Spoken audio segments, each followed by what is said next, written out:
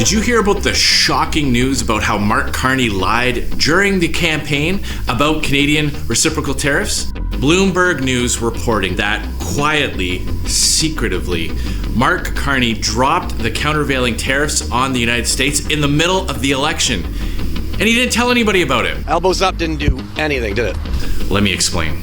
The timeline of events is really important here because it shows that Mark Carney cannot be trusted.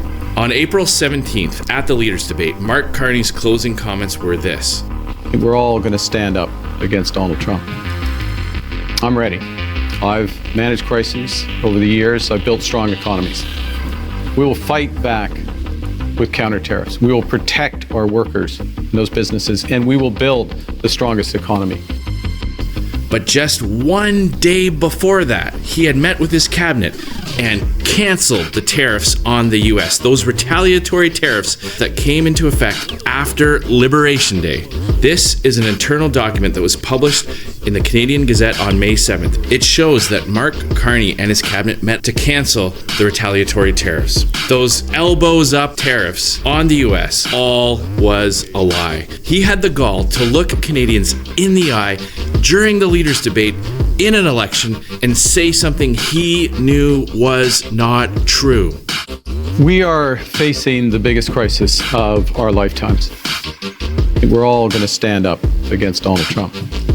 Mark Carney said he was fighting back with reciprocal tariffs, and he attacked anyone who questioned his plan. Turns out, he wasn't fighting back at all.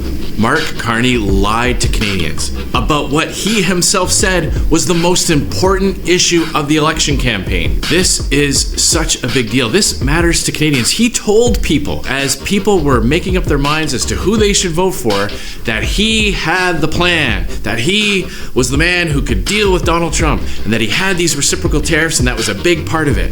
And then he hid from you the fact that that was all for show. What's so outrageous is that Mark Carney had the tariff suspensions come into effect on May 7th after his meeting with Donald Trump, which took place on May 6th. It's a great honor to have Prime Minister Mark Carney with us. As you know, just a few days ago, he won a very big election in Canada.